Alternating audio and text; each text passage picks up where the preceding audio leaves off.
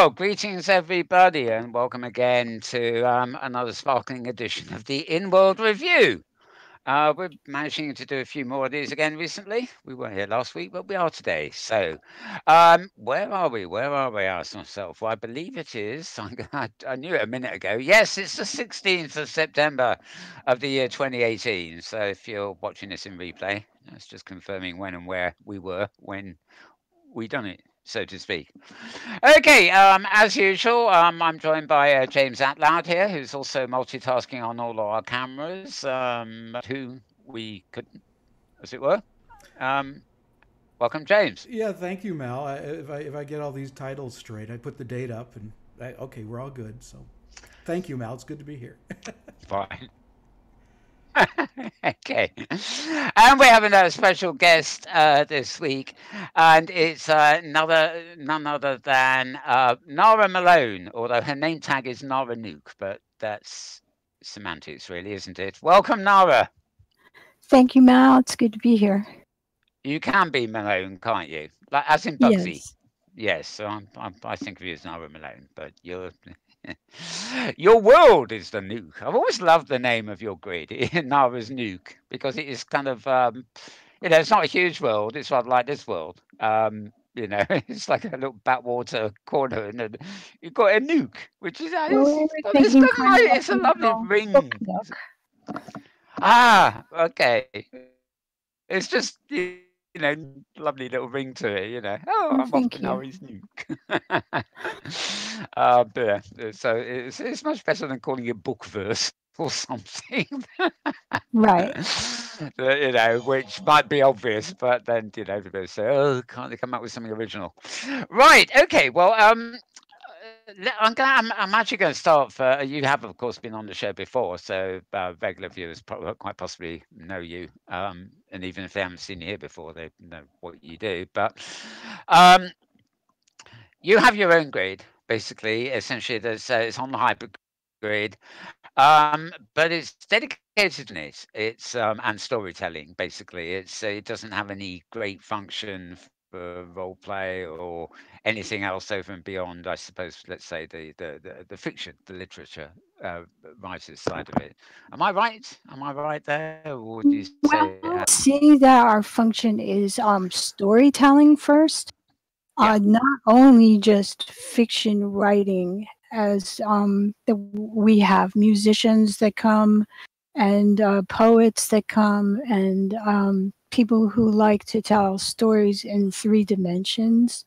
One good example of that would be Jessie Campbell, who does the shows at Flair Burlesque. She tells Oh stories yeah. about burlesque dancers and a lot of the history of that. So anything that is storytelling in a way. We have E. Twinklins, who is a game designer now. She's just putting her first game in a game jam month, and she did a nice little story about aliens, and she created the story at the Nook, and filmed it, and then took the film clips and put into a game design tool and made a little video game out of it. So it's pretty cute. Ah.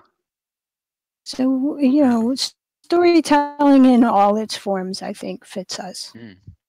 Well, of course, I remember actually, not here, but on our great Canadian grid place when we had it, I had various gateways to Norris Duke from there, including there was one I remember, it was a great big round thing with steps going up to it, and what was it called? It was a big interactive thing that you were doing. You landed in one place and went through gates to other places, and it was a whole extensive Right, that was Immersive branch. Edge, and that was something yes, we of did course. with Yeah. everybody in the hypergrid community. Yeah. Franco Grid was there. People from Metropolis, Hypergrid Safari people. I think I can't remember. There were some 25 creators, and there were 8 scenes to that story. Fred's Outworlds Grid was part of it, and I gave everybody a an assignment, like you're doing the introduction to the story and you're doing the first crisis and you're doing the happy ending. And then I just let them tell the story, based on what problem the characters had to solve. And in the end, we just knitted it all together, and you would hop between the different regions that each creator built. Mm. Which sounds crazy. A crazy way to tell a story, but was it great. turned Well, out. It was wonderful. Yeah. It's the NPIRL, isn't it? Non-possible in real life, It sounds crazy Yeah. until you see it, and then you think, oh, wow, yeah. It's no words can possibly describe the third dimension, as it were. Yeah, and of course, I remember in the early days, I was over there quite a lot. You actually had different, writers, even writers from, real authors who aren't necessarily in virtual worlds generally, who would just have little bits at Nora's Newt to I guess you were getting them to used to the idea of a storytelling environment, either as a kind of Well, booth. what we found is that 3D worlds make a great place to create characters and Sure. plot stories and inspire stories and take pictures for your multimedia promotions. And so it was just a useful tool for us. And I tried to do this at Second Life when I first went there, but I just didn't have enough control to help people who had no virtual reality experience, and I had very little myself at that point. So, Right. in creating my own grid, I could create an environment where they didn't have to be embarrassed if, like, they put a box on their head and it got stuck and they needed Yeah, the help. usual. I had one guy come Yeah. to me one time. He had accidentally grown a female chest. And he said, "What did I do wrong? Help me." And so I was able to help those I complicated don't know about situations. grown it. It's I don't know about grown it. I think Ruth is a default, isn't it? Yeah, but I know what you mean. It's very easy for people to do that. I mean, I've always believed that if I know people in the real world, as the organic world, as you might say, who really are averse to coming into a Second Life or open sim kind of thing. They think it's all fine while they're looking at it, and then I know one friend of mine. She panicked the moment she realised she was in a virtual room and that all these virtual cartoons she was gabbling at were actually real people, and she just freaked completely. Yeah. Couldn't handle it. Couldn't handle it. The visual thing was no problem, but she suddenly realised there was a typist, as they say, behind every avatar, and whoops, I'm out of here. I don't like crowds. What am I saying? Well, But Second Life can be a little yeah. bit hard too. Mm, People, it's easy to get made fun of there. And mm. so we wanted a place where nobody would, while they were making mistakes and learning their way Ah. around. Well, this place is very similar. This is it's a farm. The grid is a 5 by 5 farm region, but it's got one resident. That's me. Oh, and James actually. So there were two, to be honest. But it's just my playground. I hop out to where I want to go and bring everything back. But the beauty is, you can bring things in, and you can meet individuals as they come in and want to get, and anybody can make a mistake, or actually anybody can copy anything too, for all I care.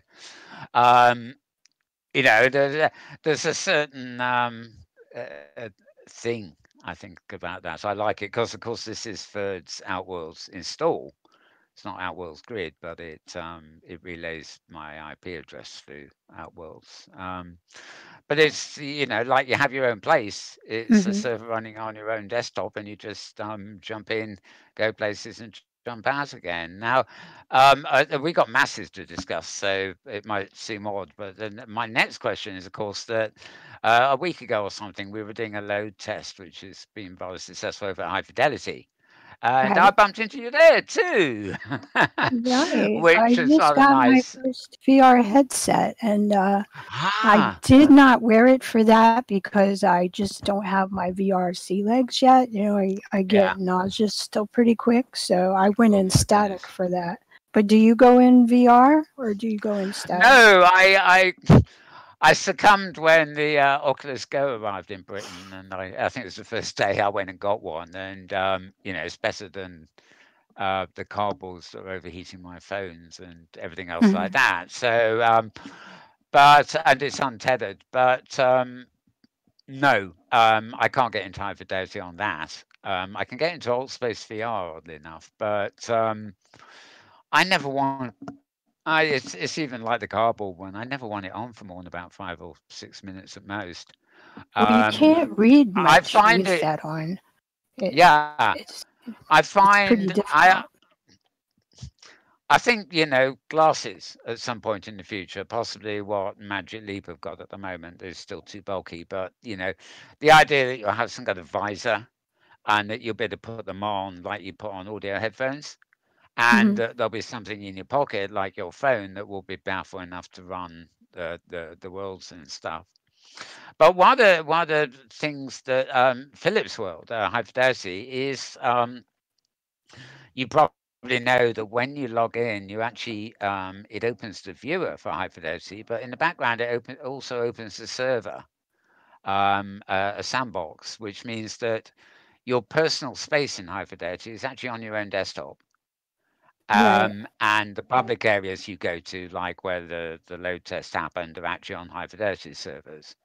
So you can get a domain name and stuff like that, but you get if you want to go to your home space and build something or whatever like that, it takes you to the sandbox bit of Hyper, which is actually on your own desktop or on your own computer. It's a kind of server thing. Unlike OpenSim, where you got your own installation, the server doesn't run separately from the viewer. I mean, the moment you fire up the viewer, it checks that the server's running. But there's great commonality, I thought, there between the way OpenSim ideally can work, because you have your own small grid, whether it's private to you or just you and your friends, which is like the home thing, which you're in control of, and the server. And then you jump in and out to the main metaverse, as it were, which in So Hyperdeck people is can based. visit your sandbox there? As far as I know, not. But my other question I was going to ask you: have you been to Science Space at all? I have. I was there when it first opened in beta. Right. Um, I was there as one of the early creators trying to make things work, and I didn't stay for the main reason is that Shannon Albright is another author, and I were both there working together on that, and we Right. write a lot of adult fiction, and that was just not a Ah. place really for adult fiction, and so it just didn't seem at that point to be worth it to us to spend a lot of time when you can't really be presented there. You know, that's kind of like, from Yeah. what I understood, a G-rated world, and there were like childlike avatars, and we just didn't feel comfortable trying to work with that. So Yeah. No, I also, agree. There's a bit of a kind of puritanical sort of facet to a lot of these new standalone worlds and things. They are, they've got the, the what do we call them? Monitors. What the moment they see something to do with sex or adult topics or something that's a bit overblown, they're down on it, or you get thrown out, or you can't do it. And they don't have that pioneering spirit of the of OpenSim, for example. well, I believe Where they intend to have that, or they intended to. I don't know if they have it now, but he was planning there to be an area for that, but it wasn't in the works right at that moment. And I was also working with the school system to produce something, a game for empathy. And that really right, just took over. And we did make it all the way to the final round of that competition to get funded for our empathy game. And uh-huh. it turned out that they decided not to take us because we didn't have the proven track record the other studios they. So we're going to go ahead and Sure. finish that up on our own. One of the reasons I mentioned Science Space, of course, is that of unlike High Fidelity or indeed OpenSim per se, or even Sansa or any of the others, you can actually enter a science-based location from either the web or a dedicated browser, dedicated to science-based Right. client.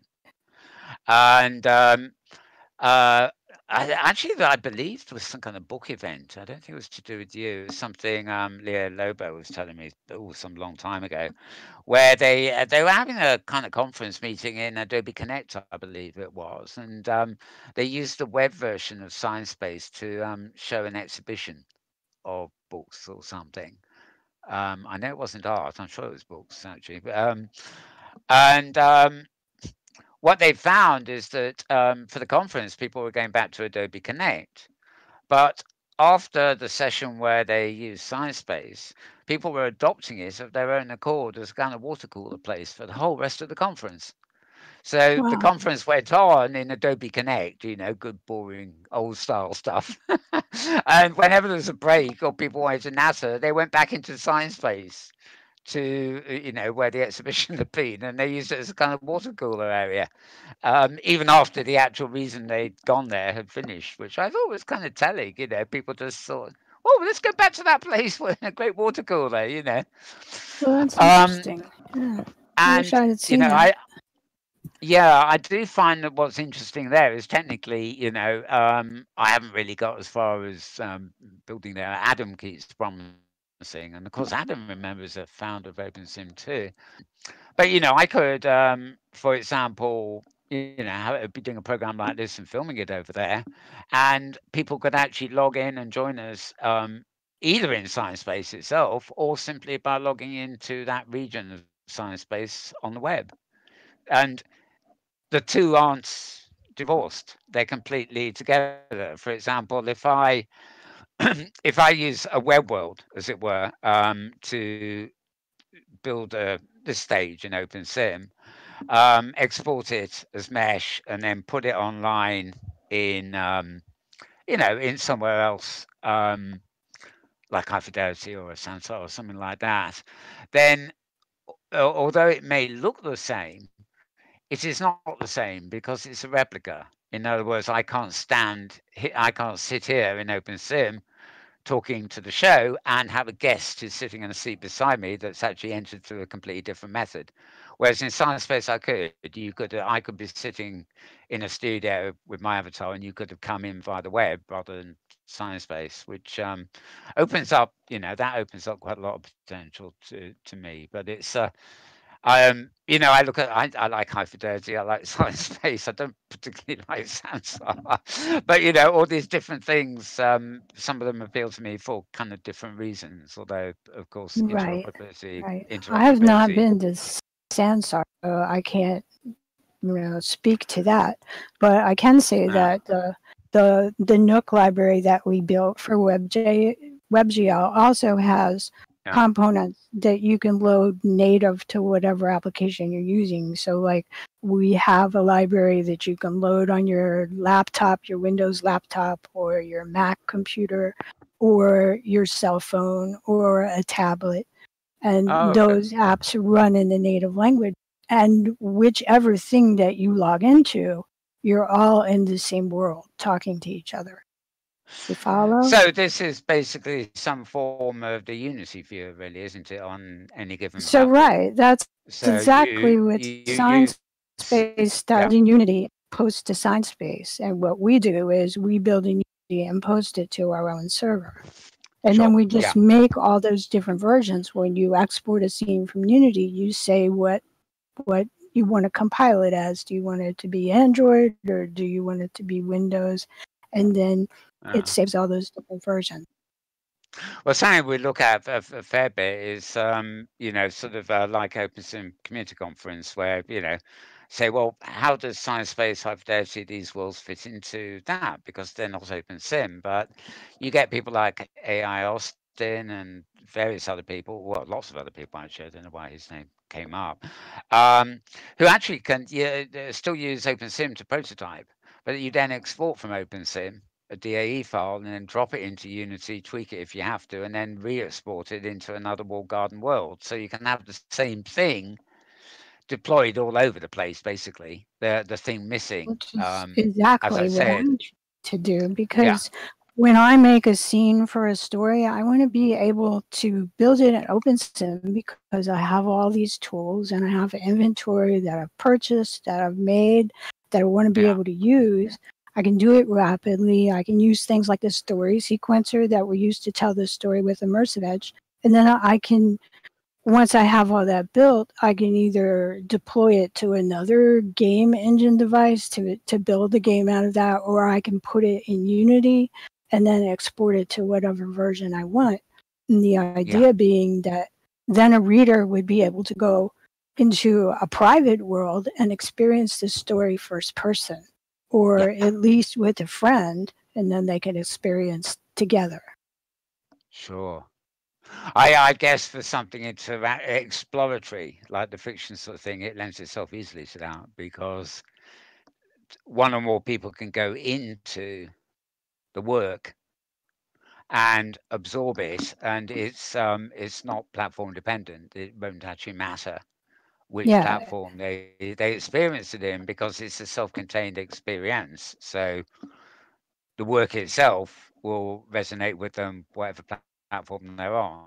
They don't bump into right. And what I really want to happen is for them to be the character. You know, when they yeah. log in, they choose which character they want to experience the story as. And then as they go through the story, they're in that avatar as that character. Yeah. Now, one of the things you really, but well, I've actually, well, yeah, you did pioneer it in a way in terms of pioneering the use of them anyway. And that is, as I remember from our old studio, I've got a lot of not Naras hanging around. NPCs. And Right. my army of not Naras. Right. I'm still You of course, making those. yeah. Well, those add so much, especially for example, I when I was in Canada, I think you remember, I had ideas of make it, the areas surrounding the studio there will be open for people to come and film, but they would also be interlinked so that I could build stories into them, and but not enough people travel, and so people, well, basically it was I'm much tireder these days than I was back then, so it was definitely a bit optimistic thinking. But one thing I have in the back of my mind here, I haven't really done it yet, except for posting a few pictures, but is to, back in the day, we're talking the 70s, I was involved with comic strips, you know, Right. and I did a bit of writing and mostly designing, but not actually drawing. I've never been good at drawing. I'm more presentation focused.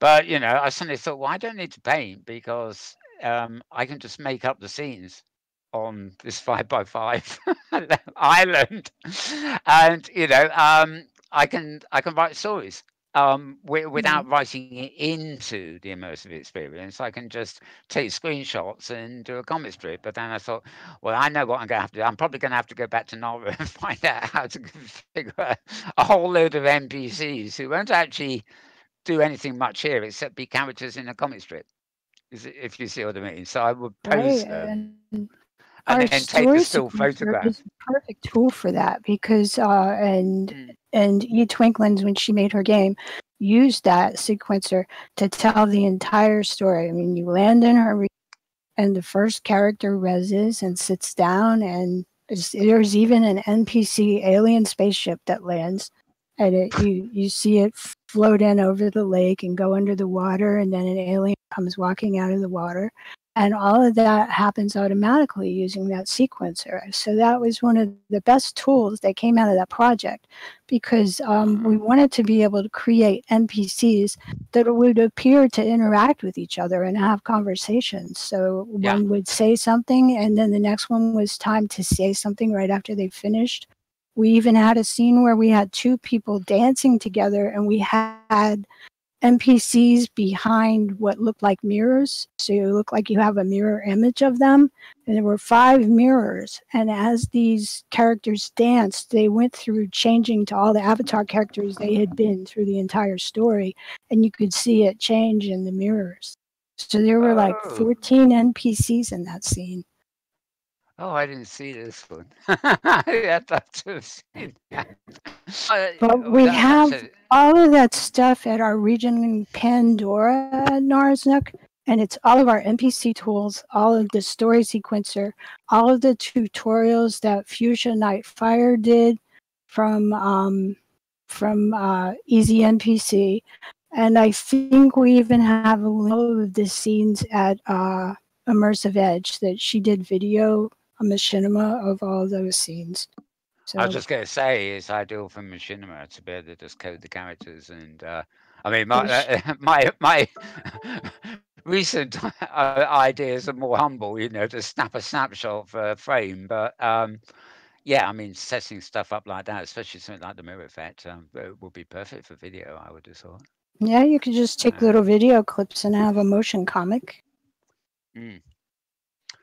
Well, yes, of course. There's I have the Modify. perfect tool for you. I have to show you later. It's called Tyranno Builder, and you don't have to know anything about coding to build a little video tool. So that's what And what's eTwinkle's it called used to again? do her game. Tyranno Builder, Tyran.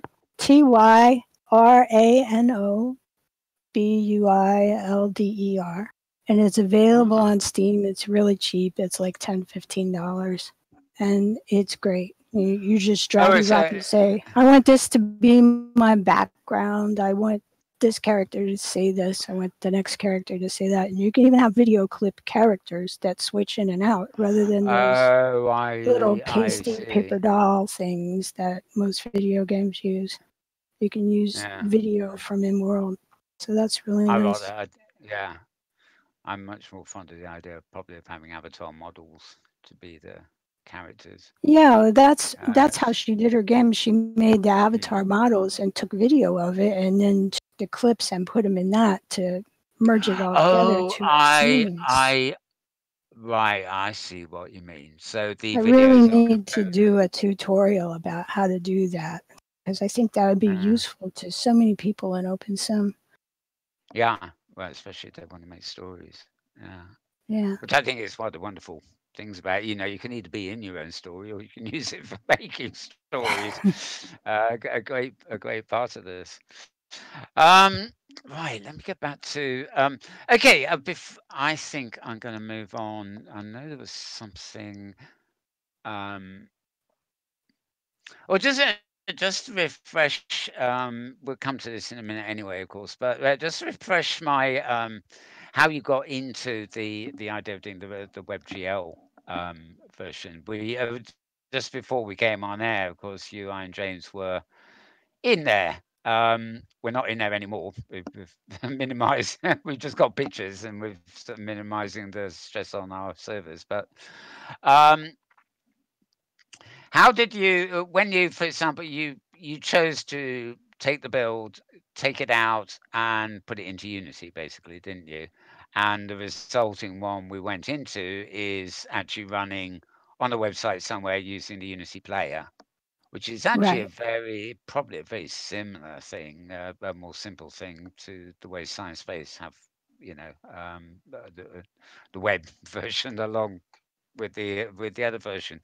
But what drew you to, well, not just doing that, but your choice of doing it that way with like the WebGL viewer, as opposed to going with, I don't know what Selby Evans is doing or what Cyber Lounge are doing, which again is putting OpenSim on the web, but um, they're instances of OpenSim. They're not joined environments, if you see what I mean. Just like yours, basically. What's the Yes. use of Onto going in that direction? what is the name of that world that Selby is doing? I had been there and I could not make it work very well for me. The loads were Uh, terribly long, and you I could think I not think he I load think he much just call, there. I think he just calls it web worlds or non-profit web worlds. And I know when he started it, this guy at Cyber Lounge, his name I Right, can never that's it. Cyber Lounge, I think it yeah, is. Right. the guy at Cyber Lounge, Edward Tarber, I think his name is. He's in Germany, and he's actually an educator. And from what I understand, he basically has the whole German school system. The idea that every school in Germany has its own. kind of web world server, and they all connect together for pupils and stuff. Um, and I've had him talk about that a few times too. I couldn't swear as how complete the project is and everything else like that. But his whole thing was that you can take stuff from OpenSim and put it in there. And Selby's web worlds thing, I think, is one minute I'm being told it's something separate, and the next minute I'm being told it is the same as Cyber Lounge. So I'm never quite sure what's I what. They thought it do. was They the same as Cyber Lounge, but he has maybe his own server there or his own regions there. Is that how that works? It could well be because on the web on us, it's got to be served from a server somewhere. So maybe he's created his own.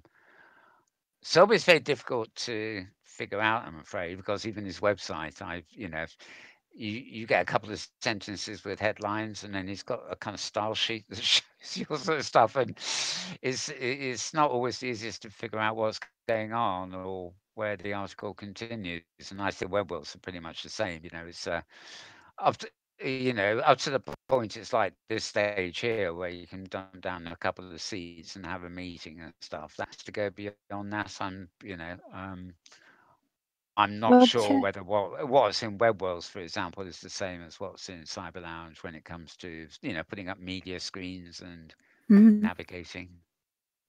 Well, to answer your question about us, I got started with this when really I was looking at how to build a scene for Science Base. And one of the first things I tried was to take that Lonely Island build that is an ore that we can get for OpenSim because it's a very small build and it seemed like a simple thing to do. So I converted that using the OpenSim, converted all that to mesh. And SimonSpace it has like an add-on that they add to a Unity Yeah. package, and then you build in Unity and upload it to ScienceSpace.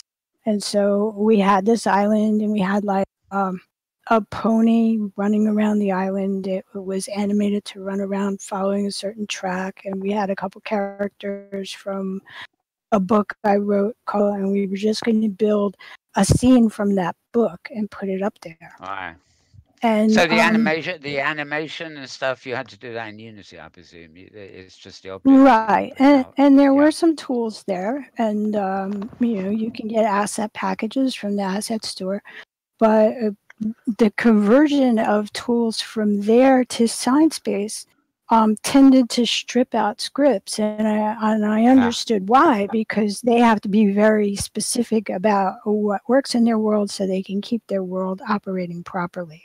Yeah, sure. But what happened to me is when I did it that way and put it in ScienceBase, then I had to go find a new way to rescript everything that it had taken me 2 weeks to script in the first place. So Yeah. it was an efficient way for me to work where I could take that same scene and put it on my own server and not have to do it twice.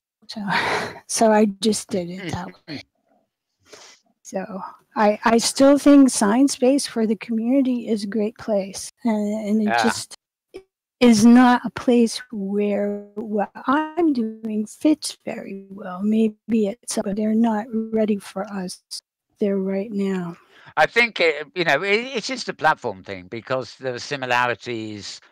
Because these are actually virtual worlds, even though they're a bit walled garden like Second Life. You've got High Fidelity, you've got Soundsite, you've got Science Space, and various others too. In fact, too many to count these days, though they're marginal ones.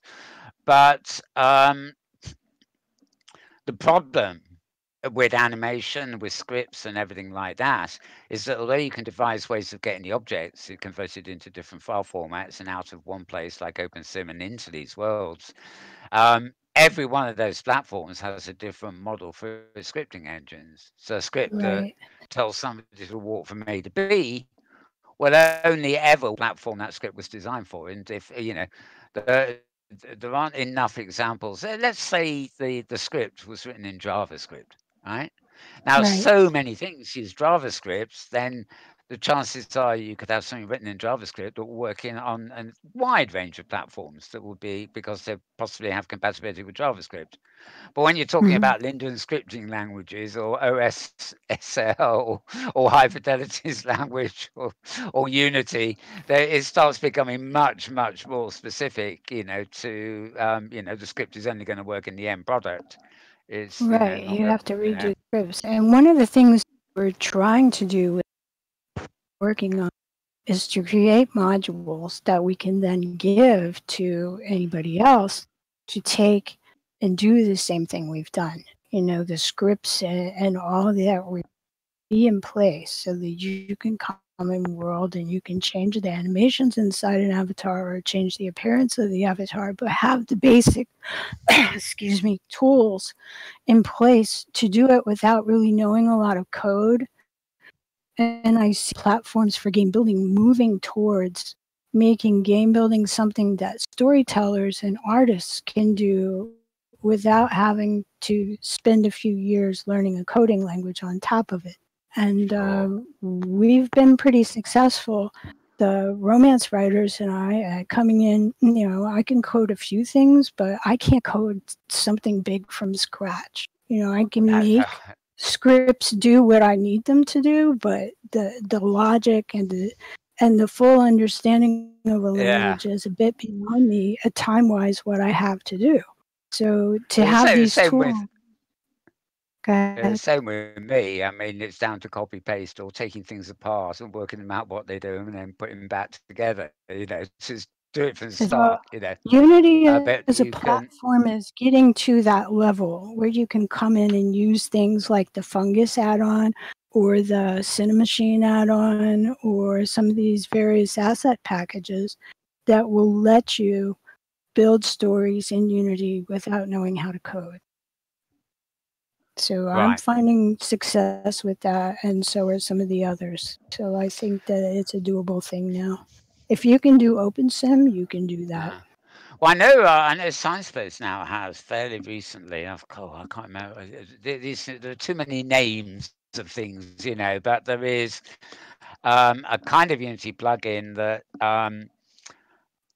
it allows you to modify buildings and size them and do a lot of what feels like prim work in ScienceBase. And you don't There have to do it is in Unity. You don't have to do built it in. in Unity because Ah, the tools, the tool set built in Unity is exported and is part of the ScienceBase environment, if you right. see what I mean. Okay. I see So what you're saying. Yeah. there's something that's You been used to built. have to do it in Blender, and then Ah, Unity just added the ability to. It's like prim building, but it's mesh prims. They have yeah, this add-on that they've built into the Unity platform now. You don't even have to get a separate app for the prim building. yeah, They have one for adding text to your scenes because I know for the game I was doing, I went in Unity and built this big snow scene, and then I wanted to have like the front cover have snow falling and have the name of the book title behind the snow falling. So I went all right, in yeah. Unity, had the snow scene going, and put up this big mesh text thing, and you just have to type into a little box, and it puts the text up there for you and changes the colors, and then you can just take video of that and have a video cover. Mm. So all of that's built in. It's amazing what is actually possible these days if you just think outside the box a bit, isn't it? As well, to When some you don't people, want to have to learn how to program, yeah, yeah. I sit mean, there some with people all that think, code for hours, you get real creative. yeah. I mean, I don't know how many months it took me to get to grips with. Oh, you mean I can dump a prim on the ground and I can make it different, and then it's all second nature. But it's sort of yeah, I mean, there's these. I've never really been able to use them that much, but there are these script environments which, they're probably versions of JavaScript, but Mhm. they've all been designed into modules. So all you ever do is drag and drop the combinations of modules you want, and then press make it, and it makes the whole script for you. That's perfect. It still requires a bit of understanding of what you're doing, I'm afraid. But I mean, the whole thing is geared to drag and drop, an easy life thing, But so I long as did what you want to something like achieve can that be done. with the Open Sim farm system. How do you say it? Satter's farm. Oh And yes, they've I wanted to make a typewriter that would type. If you type like 3 pages worth of typing, you get enough food to feed your dog for a day. So yeah. I did that. I put together modules and stuff and made my own little version of a typewriter. And then I showed it doing all this coding for our library thing. And he said, "Yeah, that's really nice. Let me show you how to do it the way you want to do it." He started all the way back over line by line, like 300 lines. But yeah, and I understood about half of what he said, which is probably pretty good. But yeah, it takes a lot of logic to work your way through a system like that. And I really like that you can now drag those modules, like you said, and piece things Mhm. together. Behind the scenes here, I've just actually sent you another Discord server. Not for now, but well, you can join it now. It's Oh, being run that's by with that little OpenSim. pocket. Yeah, it's run by OpenSim World, who do that big, directory of, locations and stuff. But Uh-huh. one of the people there is that chap you're just talking about, Sarta. There's actually a channel on that server devoted to the farming business. So if you don't know of it already, Yeah, I was you trying might to find some. NPC the whole farm. Like I made an Yeah. NPC farmer and I made NPC animals for the farm because I was hoping that it would bring down the lag of having all those prim animals running around. Oh And I gosh, just yeah. real life just got too busy and I didn't get very far with it. But I see that the newest package I just picked up the other day does have an NPC farmer in it. So maybe he Oh. solved some of the issues that I got stuck Uh, on because I would like make the NPC touch the barrels to store the stuff, and sometimes that would work, and sometimes it wouldn't, and everything would die. uh, So yeah, I kept meaning to flatten the space.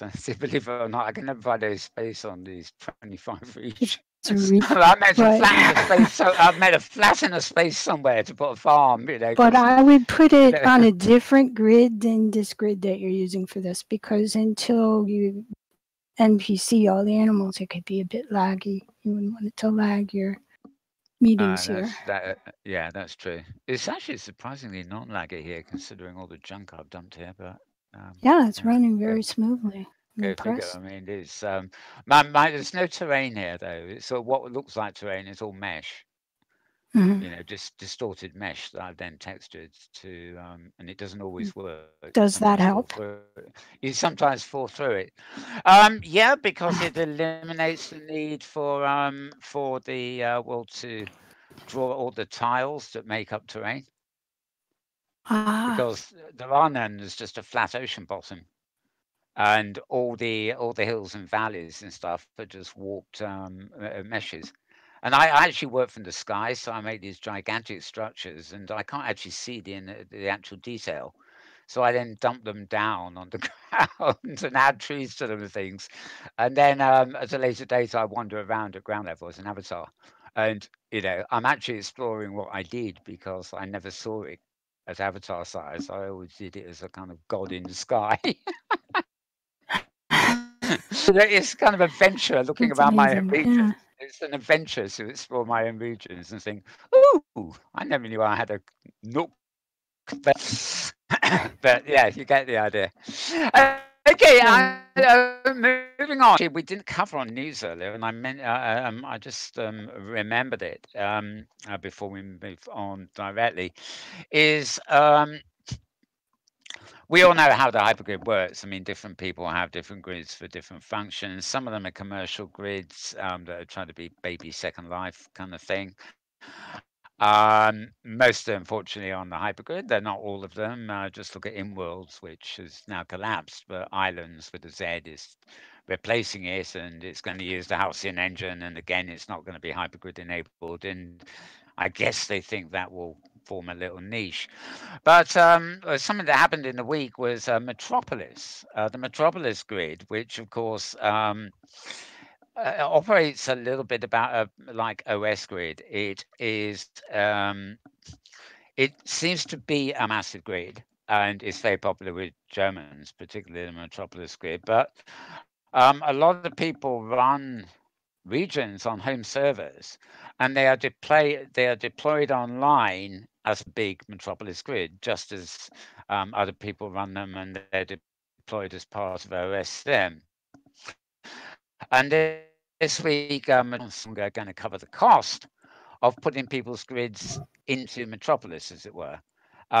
So people who are running their, running their own grids on their own servers can no longer attach them to the continents of Metropolis or something. And it's all cost cutting because their overheads are getting too high, and they're basically saying, well, we're going to continue running the core regions of Metropolis as long as we can, but we can't afford the cost of legal options. Now, so far, fortunately, OS Grid has not gone this way. I mean, there are a lot of people who Right. set up regions, they run them on their own machine, and they're kind of just an alias, as it were, a proxy of what they do on the, well, I won't say commercial grid because they're not commercial, but the big grid, Right. Um, so I don't know. I'm asking this to James as well a bit. I mean, have you got any thoughts on that? Because I prefer running this server, for example, on, it's not on the machine. It's on a separate machine from the viewer and the one we're filming on, but it's on an old Windows machine acting as a server, and I have no problem with that. I don't want my grid to be annexed on Metropolis or annexed on OS grid. I don't feel the need for that. But if you feel that there is enough of a compelling need there that one needs to worry about this sort of changing state of affairs, I suppose I better say. Well, I don't know. I You, think that you, we're evolving into do things probably. But I know for myself, I have to have an external server. I can't just like run my grid on my laptop because oh no, everybody no, can't visit via my cell phone. So I have to sure, keep a yeah, server in a data center, and to control things so that I can help use. When somebody can't figure out how to use inventory, I can log in and get something out of their inventory as them and put yeah, it on their avatar and then log back out, and they can log back in themselves. And that's kind of power I wouldn't have if I was using something like OS Grid or Metropolis, very sure, small grid that yeah. suits our needs. Uh, What about you, Yeah, James? I'm lucky that I've got a very high speed fiber optic cables, so I'm not worried about it being an external server as long as it runs, Yeah. on the Yeah, other I'm machine. not a good one James, to ask. Yeah, I'm not a good one to ask nah, because I didn't think Americans would take to cloud file storage because it felt like socialism, putting things community. But now the U.S. has really taken to cloud storage. It's pretty popular. So I'm not good at prognosticating in that area. yeah, Yeah. I thought that I was didn't funny, think I but would take a cloud storage either, but yeah, I Yeah, use it too. It's just a good backup plan. yeah, yeah, I used to run around saying to me, sort of, well, what's all this cloud nonsense? The internet is the cloud, but of course it's Mm. the fine detail of what they claim to be yeah. a cloud, and But I see the they're not same as a cloud having that's not a cloud. Yeah. as having a small grid on your own computer as kind of akin to, do you keep your files here or do you put them up in a place that's more community based? Well, you all have been on Safari, and you Mm-hmm. know what happens when you go to somebody's home computer on a visit with Right. several people. Oh You're gosh, just yeah, glued to the ground. The grid So, crashing club. Yeah. so yeah. if This, I you mean, don't have events and things, that's fine. yeah, If you quite. just have a couple people in. Yeah, I mean, this is robust enough to handle, maybe a dozen people for a show or something. But I have no intent. I don't advertise it. I have no intention of, if people want to come and explore and find the address, fine, But I'm not in the business of attracting people into my home computer. Thank you. If I've given up the studios in Canada now, but the whole idea of having them over there, or having a set of studios over there, was that we could do public events and have a public audience and not worry about crashes and stuff like that. But since nobody ever came, they'll watch the shows, but they don't come to them. Then it's just as easy to do it here, where I can fill the stage, with no problem. But let me move on. That wasn't a side because I forgot to mention it earlier, and I know a lot of people there's been lots of chat about, particularly Metropolis's announcement. I'm going back now to naramalone.com and a post you put up on September the 4th, right, which is about 2 weeks ago now, which drew my eye very quickly because the title of the post is OpenSim dying or evolving? And in a way, it was opportune because there's been a lot of talk a few weeks ago with the program, who he's organising the Avatar Fest coming up, but he's saying that's going to be the last one, and he too had made some comments I don't think it was a blog, but in the social media channels about the last one and how all these changes are happening, hypergrid business is fading down. The ability to hypergrid to many grids is now being, it's not the open world anymore because a lot of people have brought these, copyright notices and things in. So they make me try to get into hyperjump to a location. You suddenly get a dialog box saying, come to our website and register and agree to our terms of service. And it's okay for one grid to say that, but when there are thousands of grids out there, and every time you try to hyperjump, you've got to go and get your, apply for a passport, get it stamped, and go through customs. Is how it feels. Wow, I didn't The know that idea was of happening. the international citizen in me does not like this, and I refuse to. I went to try and log into Canada the other day just to get at my inventory, and suddenly I realized I can't even log in there anymore because I have to go to the website first to sign all sorts of extra documents, to give them legal permissions to move my, to be responsible for my inventory and stuff like That's that. the new All of data which is laws that caused that, right? What's going on there? all of which, to a certain extent, if you actually read these things, is actually unnecessary. I mean, Yeah, these laws are being designed to bring the Googles and Facebooks of the world under control. They're not right. geared to individual users and things. There's a new law going through, which will go through in about 2 years, which is much more dangerous. I mean, The um, copyright. let yeah, basically in Europe, if I upload a photograph, say, Hmm. that it might be one I've taken, or an artwork. If anybody anywhere complains that it's not mine, I'm assumed to be guilty before I'm assumed to be innocent, not the other way around. So I can be, not only will that be taken down and I have to fight to get it restored and prove that I owned it, but also I can be blocked and banned from whole parts of the internet until I've won my case there. And it's against the grain because the law of the land is always that you're innocent until you're proven guilty in court. Not you are not guilty until you can somehow prove your innocence. That's what I was thinking. Uh, Make a law that goes against your constitution, because the yeah, constitution is that you're innocent until proven guilty. So I don't see how they can. exactly. I don't. It That seems if Europe does that, I don't know how that applies to me. But it shouldn't apply to you either because well, you're the same in the UK, right? most people are of the opinion that the bureaucrats in the European Union who are pushing all this stuff who have no inkling of what the internet is and how it works. They just think, that you should Probably. put Yeah, things no, I didn't do online. any of the data stuff either. I figure Yeah, if they can find me, then they can yeah. tell me I broke. I don't know how they're ever I going to mean, find me. as you found out today when you came over to the show, I didn't demand to see your passport and stamp your visa and get a legal document off you saying that Well, I don't blame you for not going to I'm World allowed to to. do that. Yeah, I mean, technically, I suppose if I knew how to do it, I could actually snoop on your inventory while you're here, but I don't think I can copy anything. Oh, well, some people say you can, but I mean, I'm not doing that. I don't see how But you can remove inventory in SIM. I mean, you no. break your database if you try inventory. There is no right to be Well, forgotten there here. is a clause in that data legislation that exempts data that is crucial to the operating of the service, right? So Right. it's although it's designed to stop the Facebooks and Googles from snooping on your data and using it without your permission and Right. blah blah blah, right?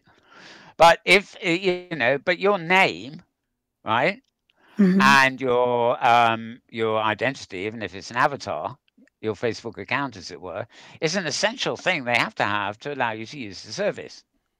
Whether they're entitled to know your IP address and use that for their own purposes is maybe debatable, but there will always be things that they need to for because it's in the nature of the web. The service doesn't operate. Internet services do not operate, and the data is known on both sides of the handshake. And that just keeps things working. Without that, we wouldn't even have the internet. So, a defense against a lot of this data stuff is simply that, the hypergrid is built that way. It needs that system to operate. It's not built by any corporation to harvest data or,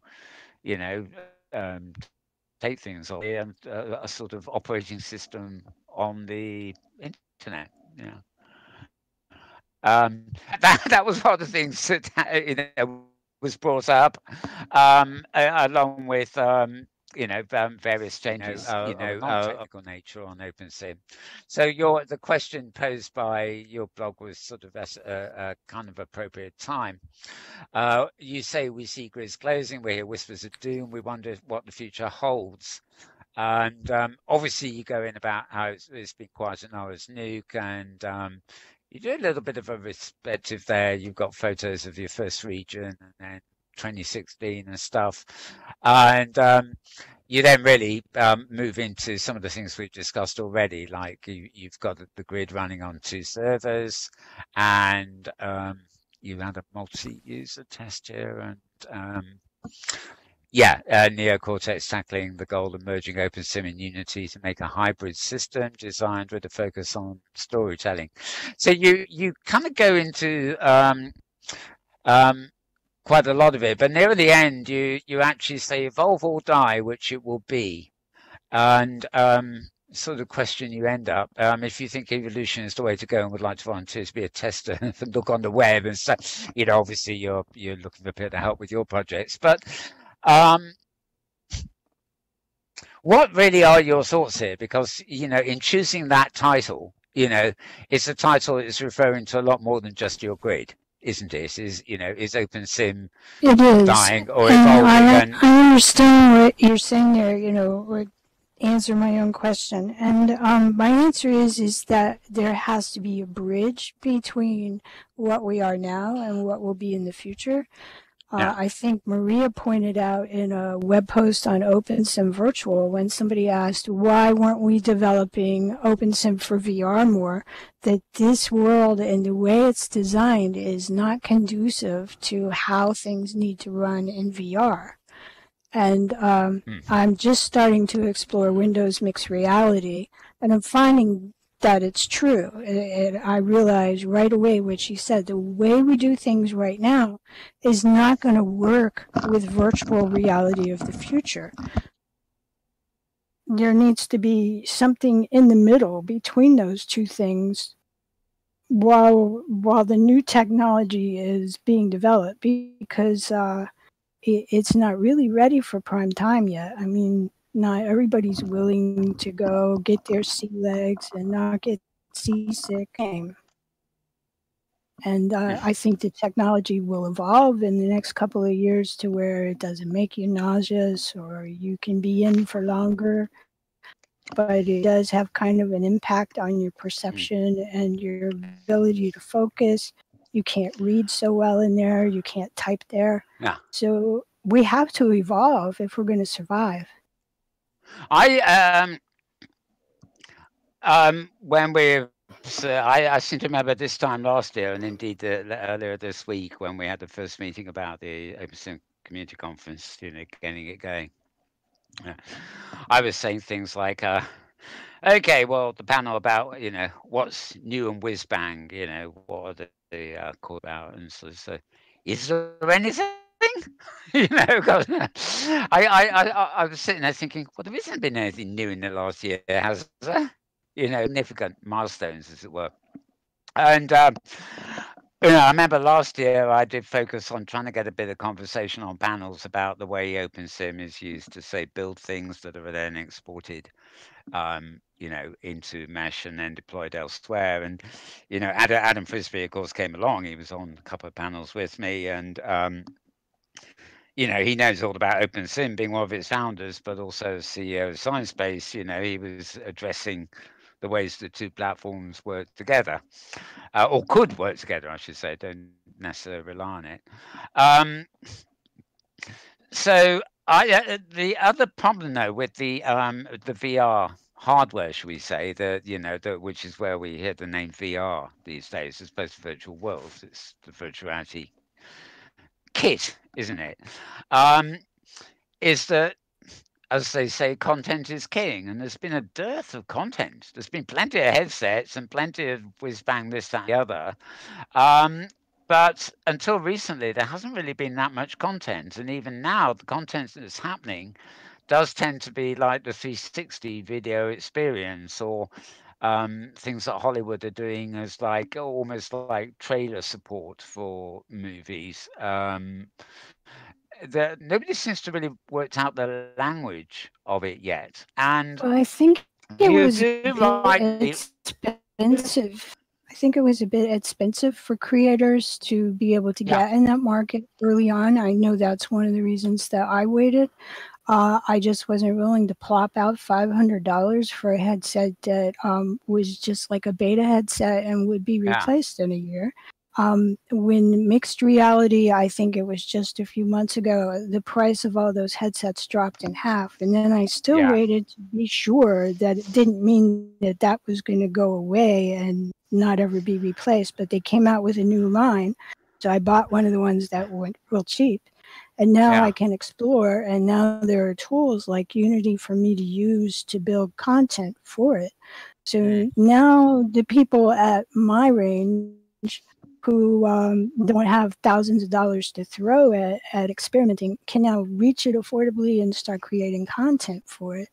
I really think that the situation for authors right now is so bad with the flood of companies like Amazon that it's Oh, really yeah. getting difficult to make a living. And this opens up an opportunity for them to tell stories in a different medium. And it also brings to that medium authors and creators who are willing to make content for it and see what will happen. But do 'Cause you if you want to think, and I guess stand this, out, go ahead.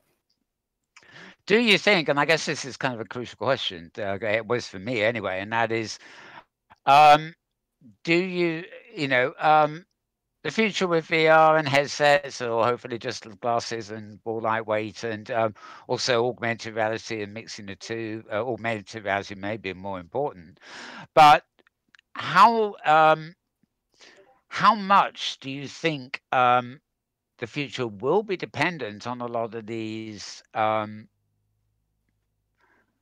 be it glasses or a headset or gloves or whatever, the tactile devices that we should wear? I think we can all agree that virtual reality hardware-wise now, it's reaching the point where it's very compelling. You can put a helmet on. You can have, depending on the quality of the headset, you can have inside-out tracking. You can, if you've got enough space, you can actually walk around and actually walk in a virtual reality environment rather than just look at it.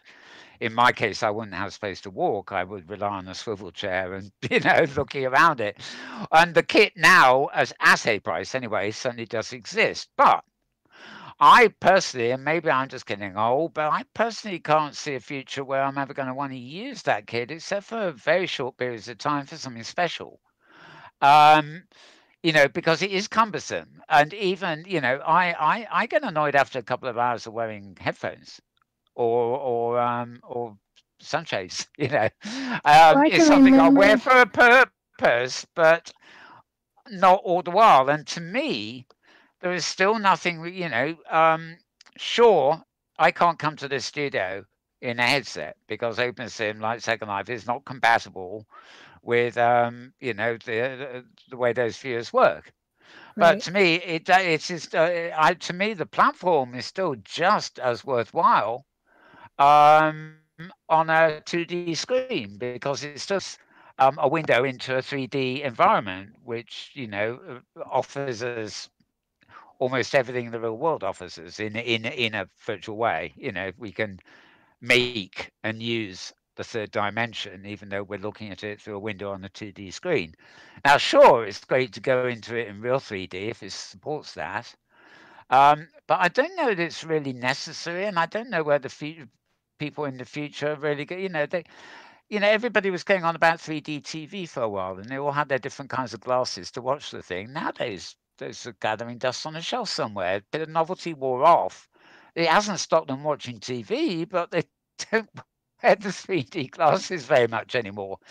And I think the platforms themselves are much more important than the kit you use to access them. There will be a reason to have full body kit. Like we always envisaged a future where we were wearing suits made out of lycra with electronic nose everywhere.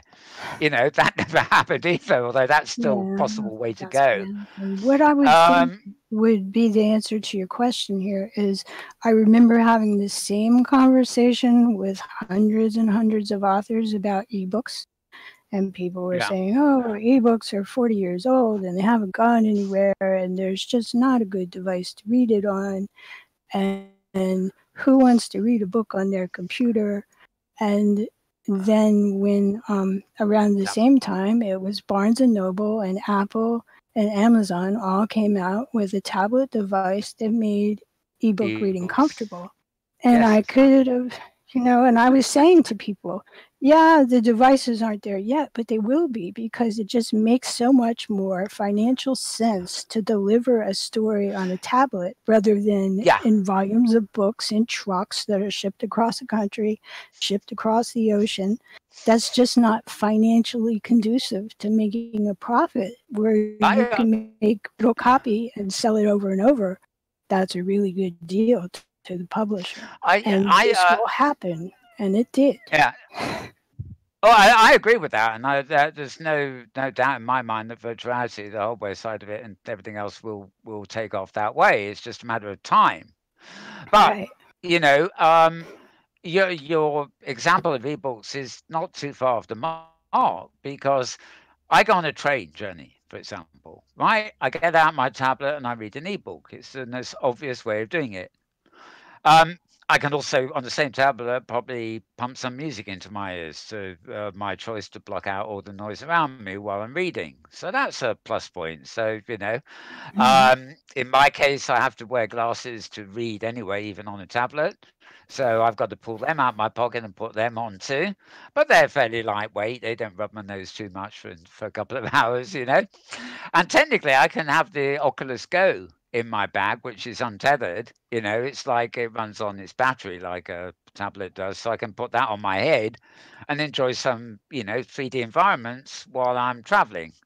Right. Not at the power of a full virtual world. And it's dependent on having a Wi-Fi connection, of course, while I'm traveling. And that's fine for maybe 10 minutes. But the actual device I'm using is just a wee bit too uncomfortable to want to wear it for too long. Yeah. And I think um, that'll change. I I mean, ebook readers yeah, used to be a real pain, and they're not anymore. yeah. But what I was going to say is all those things that make a train journey nice, right, Mm. are not the sort of thing you do on a subway where you're going to stops and when you've got to walk up and down the streets in the middle, or when you're in the workplace concentrating on a job you have to do that is not optimized for doing in a 3D virtual reality. So, although this technology will progress and become kind of indispensable for some tasks, I don't think it Right. will become ubiquitous as a general interfacing tool. In the way we have Right. computers at the moment, it doesn't matter whether we're an accountant with a spreadsheet or designing something, we're we're on our computer screens for almost everything we do, right? Right. Most Right. of it is done in 2D, of course, but um, I think the place VR is really taking off. The technology is in industry and commerce, not in home users, because people like scientists who want to, and surgeons in hospitals who can wear a headset and actually virtually see much more detail of the body they're operating on and things like that. Mhm. That's all a huge plus point. It's revolutionizing all that stuff. But um, it's like the ebook. Unless you want to read a book, the ebook is nothing. Well, I It's think great of if you want to read a book. storytelling on a headset as being like, Star Trek. There was Yeah. a long time ago a book written called Hamlet on the Holodeck, and that was before the year. And they talked about how storytelling would change once you were able to bring that holodeck experience to storytelling, where you're actually in the world, interacting with the characters, experiencing what the character experiences. And everybody Mm. will tell you that in 3D, if you're standing there in a 3D headset and you're in a forest and a tree starts to fall over right at you, you jump. Yeah. You Oh my can't. God, It yes. And feels real. It is so real. in my case, I fall over. If you want to make an experience feel real to somebody, to put somebody Mm. empathy with a character, what happens to a character, what happens to a certain point of view of the world, and put them inside that person. I mean, that's what's Ah. great about books in the first place. You see the world through somebody else's mind, but Well, I don't reality takes see it to a whole level above that. the old sort of arcade game establishments and things like that are lapping up VR, and there's arts communities and things in the organic world are. Um, I look at the holodeck in Star Trek, and I can quite see experiences being created as stories that you will, pay an entrance fee and literally go into a holodeck. Obviously, there'll be enough floor space to you, move around in, and in something that would be advanced enough to be as compelling as the holodeck in Star Trek.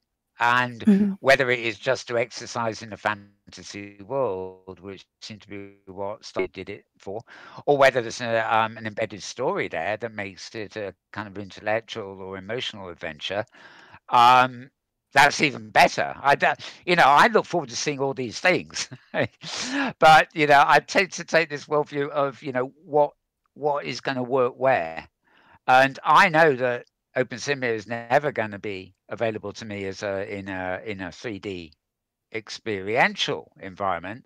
It's at the end of the road in terms of the 2D screen I've got, but that doesn't mean I'm going to give up on it anytime soon. It may Right. Right. plateau, but I love having this huge island. I love being able to do the shows and have conversations this way. I love being able to fiddle around on my own, and I love being able to transport myself to other people's grids, to events and stuff that excites me basically. And I agree with you pick that up open seem to home. go away. But I do Yeah, think that we have to prepare for the fact that it will evolve into something else. I still think socially, OpenSim is a better place to socialize than, when we were at the load test, I couldn't tell who yeah. anybody was. There was no way to, well, You it have didn't to help that wear. everybody was wearing the same avatar. There was no names over Yeah, there. there aren't enough people aren't importing a lot. Even Michael or something. There's quite a lot of people that look like me. You have to activate it as a script, but you can activate name tags in high fidelity like we got here. So, Yeah, I figured that but out it's not after the fact. I can do after it the now, fact. but I Yeah, couldn't then. Yeah, and and just as trying to friend each other was insane. I mean, well, you here remember we can you right remember click and me. say friend. Yeah, but so you remember how long was I trying to shake your hand It before we was got like our act together? 15 minutes. Yeah. So Uh, that was not a but great somebody experience. next to us did it in a couple of seconds. It's probably imperfect. But, I was sticking my arm out or hand, and until the hands touch, the friendship doesn't happen. But on the other hand, it's a kind of novelty that way, isn't it? You've really got to work. You can't just walk by somebody and say, "Oh, like look at them, let me friend them." No, Yeah. no, no. You got to work at it. You got to spend 15 minutes figuring out how to shake the hand. Which kind of discourages friendships. That it's like, okay, I'll just pretend like I don't see them because that's going to take a half Yeah. hour and I'm going to look stupid. It certainly discourages casual friendships. Put it that way. That's true. It's like I root friend Yeah. now. That's why it's stuck. No. No, I've got to agree. There's a lot. They have a lot way to come on that front at the moment. I think they're all doing it. Sciencebase rather wisely focused on being a platform rather than being compatible, and it's on the web, of course, rather than being 3D as VR. Hypothetically, unfortunately, it was the other way around. Philip Right. and Co. all thought VR was going to be the future, and as you say, may well be, but the future does not always happen tomorrow. Right. To It's going to to take a get little people into time, and hyperfidelity, they are technology has to beginning, advance. yeah, to But get I people will into say this: hyperfidelity if in you hop particular. on this train now instead of waiting Mm. and be there, then that's the place you want to be. You want to be at the Oh yeah, beginning. You don't want to wait. Does it? Then you're still an invisible person. So it's like, from my yeah, perspective as an author and a storyteller, I don't want to wait until there's another million authors in here doing this. I want yeah. to be the one that teaches the million how to do it. You want to be a And pioneer and be there first, like me. That's the reason I never go to Second Life anymore. There's no pioneers there. It's all just shoppers and party people. right. Yeah, you want to I reach love that that point, you're pioneering looking thing. for the next new thing. Yeah, you want to be somewhere where you can create and explore and evolve. Right. Evolve, really. Right. The issues facing us with OSCC and stuff like that is, and what I suspected was in your blog headline, was that I increasingly feel, and I'm not denigrating Sim, and I'm always going to be Mhm. here, whatever else I'm doing, because it's. I can have my own server. I can do it. I know how to mangle prims. I'm too old to learn anything really new and complicated, like Unity. But so it's here. So I'm always going to use it, and even if it never changes and it just sort of plateaus. It's the hypergrid is a system. The viewer, the code may never change again. It may just stagnate, but it will still always be usable, just as technically a 1990s web page is still viewable. It's not state of the art. It's of a time and place, but it will still be there and usable. So I'm happy, on that front. But my big question with OSCC and with you and with Han when he was on the show and stuff like that is, as far as OpenSim itself is concerned, and of course its own killer app is the hypergrid, in my opinion. Um, is it likely we can progress towards the future, or is it likely that where the future are the platforms to move forward? And that, I think, is the weighing point, because I think we're nearing the point where even Second Life and OpenSim and this generation of worlds, as it were, I think we're getting to the point where they can't develop much more. They can't be converted into environments that will work with VR. So they're going to be limited in that respect. The way we author things with prims instead of meshes and things like that, that's forever stuck in a sort of point in time. Still works. It all works fine, but I can't see many new things coming up on the horizon that will improve OpenSim as we know it. Um, Especially when we the core dev team, if that's basically seems to be down to two people now who are busy doing things anyway. I mean, is even going to be taking OpenSim forward or trying to. From what I Does it gathered, the need to two. go forward? I mean, can we use it just like it is as long as we want to? But that's what I think. We can do things. We've got the NPCs, for example, and all the stuff you've been doing. We've got things we can do here that we can't do. there's a few things on OpenSim too, Right. but they're both of a similar ilk, you know, in terms of a generation of environment that, you know, with the best intentions, you can't build something to be future proof because now there's no, you know, and I think, you know, That's true. OpenSim and Second Life are of a generation and, you know, they can grow old gracefully with the users. But And I there are don't think things that I can't compatible. do anywhere else as quickly. Yeah. Like the NPC stuff. I've even tried to do it in Second Life, and it takes a code to make an NPC move from a chair to a bench. But Can you in can you e- Open Sim, can you even do it in Second Life? you can. I found it and I imported it in Life, and I Oh, spent time playing around with it, and I could make an avatar, walk around there, and I think I had to somehow register it as a not an avatar that had a person behind it, but an avatar that was just an NPC. There's some kind of registration process you have to do oh, for okay. if you have a Like a boss. non-human driven character. But yeah, and I used that, and you have to, and it'll bring it up there. But it is not efficient and simple like it is in OpenSim. In OpenSim, I've done it 100 times. I've asked somebody to come in, and I say, click that little ball on the ground. It makes a Yeah. copy of them. They click it again. It reses the character they just made. It animates the character, and then they can move the ball to wherever they want it to sit, and it'll sit there. And Yeah. instant NPC, and it doesn't get any easier than that anywhere. Certainly not in Unity. Take a bit of Good work to point. make an avatar walk around and do things. Build a scene and play it out here in OpenSim, and I then think, you put know, it in Unity as the game pieces, but not to build the whole thing in there. sure. I mean, there is a parallel with what I'm doing with broadcasting, actually, and with James here. You know, I've been very keen to get an avatar that will be the same and high fidelity and science space and almost anywhere else because of personality and want to be able to do, you know, have the same avatar with the same lips moving and everything else like that in each platform. But it is not easy because you have to do, you know, have to make it all out of mesh. Then you have to encode it slightly differently for each. Um, You need the Ruth and all that. Yep.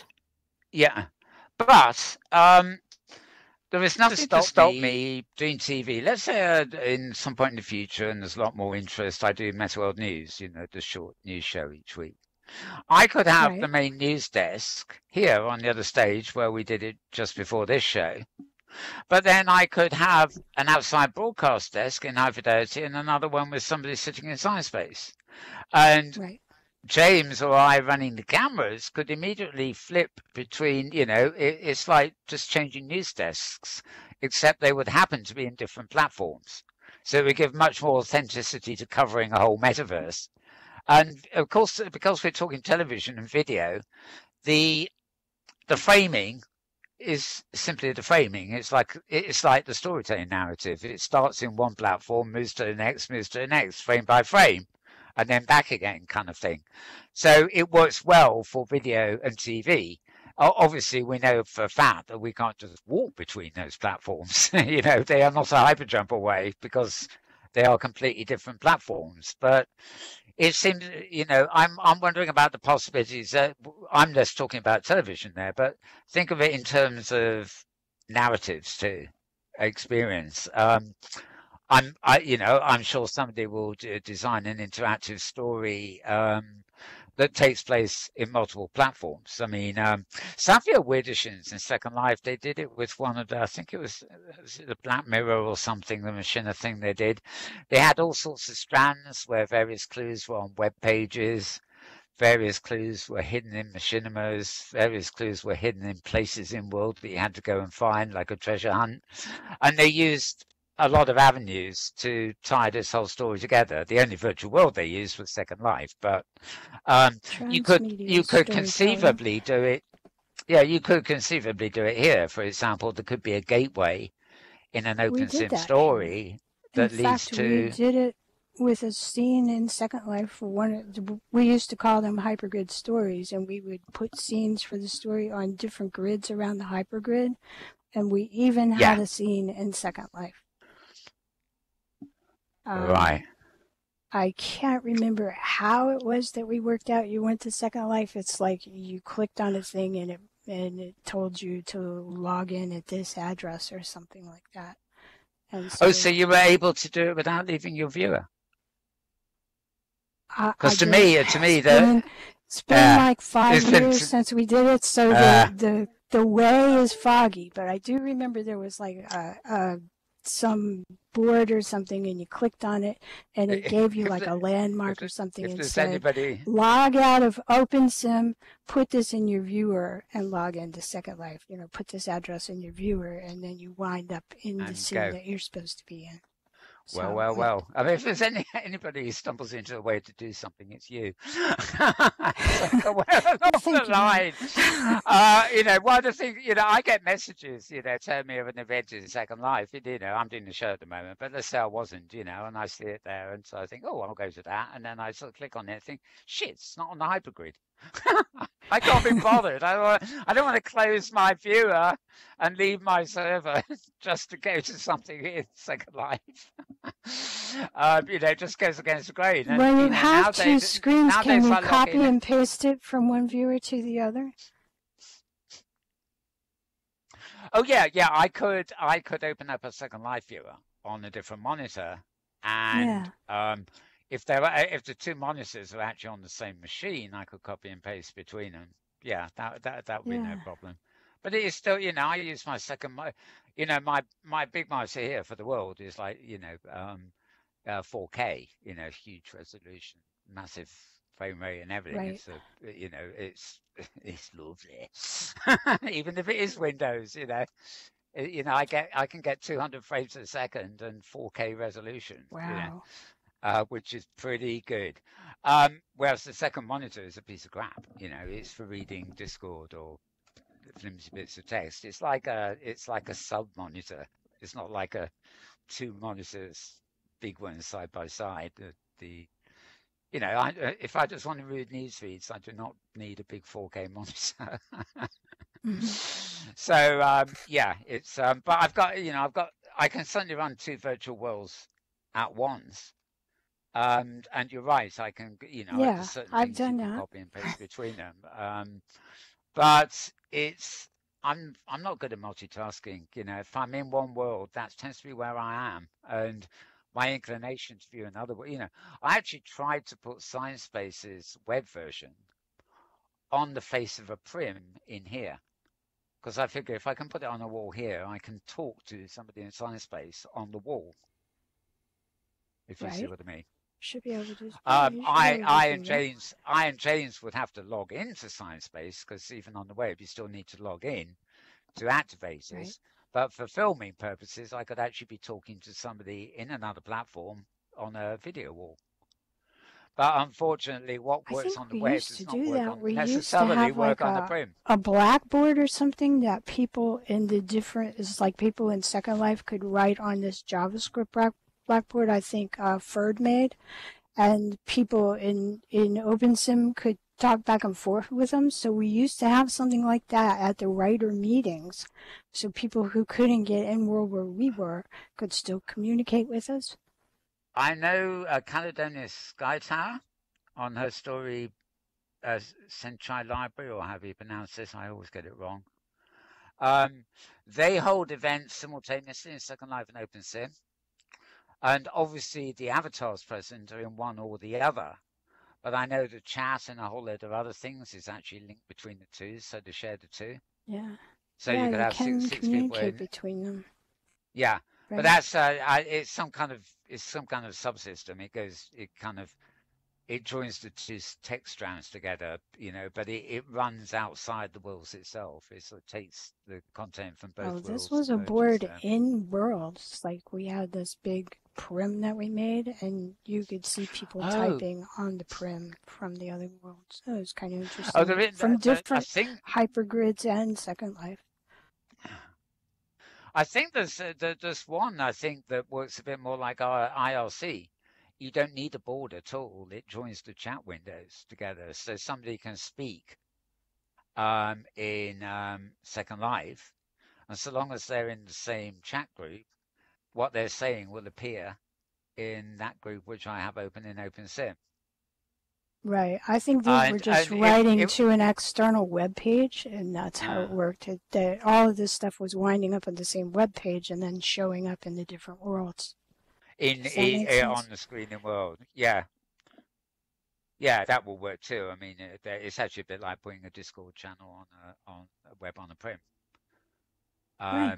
Exactly. You know, people, you could watch the chat going on in Discord, even though you individually are sitting in a different virtual world from the other people. Right.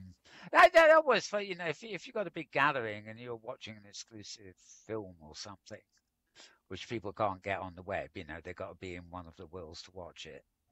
And then you've got another board at the side of it, like I had in Chillbone in Second Life, where there's a chat room. And so just as they just as they're actually watching the film, they can watch a chat room at the side of it, which contains chat from multiple worlds. Was that how Robstock worked? Remember that big well, music actually, event? the one in Second Life, I forget the name of. We first used it on a show in Second Life called Metanomics. And Metanomics got so big that the actual sim where it was filmed and recorded, you know, tended to have the the elite loss in it. And then there were a load of people like me who were registered as associates, and we put a big screen up in our own venues, and where we took the overflow from Metanomics' own sim. Right. And they will be watching the same thing, but on the big screen, where, you know, as opposed to live in the real sim, they actually watched the broadcast together. But we had this thing called Chat Bridge, which meant that not only the Metanomics region, but all the associated regions shared chat. So I could be watching Metanomics and I could make a comment saying, yeah, but that doesn't tell us about this. And then somebody else who could be on a completely different sim in the other entire different side of Second Life, you know, could reply in the same chat and say, oh yeah, but it would if so and so, you know, the way conversations work. And so, you know, the actual chat room was a special. It required a web back end. And the guy who made the system, you know, he came and installed it. You know, so the mechanics of watching the big screen were easy. You simply put the broadcast on the print. But setting up the chat room did actually create quite a bit of work, because it had to take all the region chat from lots and lots of different regions scattered around different parts of Second Life and merge them together and then relay them back in World, so that in any one of the venues you were seeing the merged text. But it worked. It tended to be rather busy keeping up with it all. But in principle, it worked. And I think Caledonia does a few things like that, where the whatever experience, because I think in her case it's mostly book readings. You know, she's into the literature thing, but it's mostly exploring, you know, existing literature. And I think what they do is they act out and read the fiction that is the, you know, topic of the day, so to speak, and people react to that from both OpenSim and Second Life simultaneously, and maybe other places too. You should probably have a word with her. Do you know her, Caledonia? Yeah, I do. Come across? Yeah. Yeah, I've been to some of her events over there in the is it Kitely that they have there? Yes, Kitely's her main. Yeah. That's where her main meeting place in OpenSim. Yeah, so it's actually normally a Kitely Second Life connection. Right. But, you know, it's not a joined environment. It's simply using the tools, as it were. I mean, I've often, who was it I was asking about this? I was asking somebody if it would be possible to build this studio, right? And export export the OAR and then convert those to, there's a converter that makes lots of DAEs of the individual meshes. And if you drag them into Unity in one foul swoop, they retain all their relative positions. So this Yes. chair would still be in the same position in the build, Yes. if you see The what I mean. OpenSim or converter would do that. Yeah. And then I would upload it somewhere else. So I thought, right, well, having duplicate installations is great fun, but no two people could be together in them unless they're on the same platform. But then I started thinking a bit like you do with, say, NPCs. Is there any way I can export something that where we haven't got interoperability between platforms, but could a single installation put on different platforms have some kind of interoperability built in? So it wouldn't be interoperability in the platform, it will be interoperability in an object that's been put on the platform. So maybe this seat in the build would have a way of talking to the duplicate seat on another platform. Even it wouldn't be a communications protocol that the platform ran. It will be something where the seat was able to talk to the web and the web was able to talk back into the other world. Well, If you see what I mean. that's the synchronicity that So goes on between the different clients in the server, right? Like the library that we were in. Like I could be in a desktop application, or I could be on a phone, or I could be on a computer, and they're all different programs. But when we're looking at it, I'm not going to walk in World and sit on top of you, because I will see you sitting there even if you're not in the same thing that I'm in. So we took that library, exported it from OpenSim, and put it on the web. And then everybody who accesses that, the server sends information to their computer, what's in that room at that time, and they all see the same thing. And those seats will sit everybody, but no matter what device they're on. They see the same thing because actually they are using the same platform. It's called the Unity Viewer. Well, kind of something like it was a rather complicated technical thing that we made everything sync up. And I do remember at one point in Science Base, I was watching an NPC float off into the sky, and I'm saying, like, wow, we have to catch this NPC and bring it back. And nobody else saw the NPC up in the sky. And it was a synchronicity issue that they did later than fix in the code. And I remember sitting with Neo on various devices, making sure that balls fell off a chair and all the different screens at the same time while he was testing all that stuff. And that was one of the most complicated things. But once he has all that worked out, it's like you said, you should be able to take that module, pop your scene in it instead of our library, and it work for you, and everybody sign into it. I'll tell you, next time you're doing some of these experiments, teleport me over. I want to take bars and figure out that.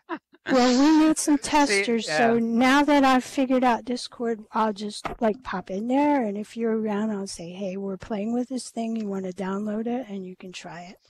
Yeah.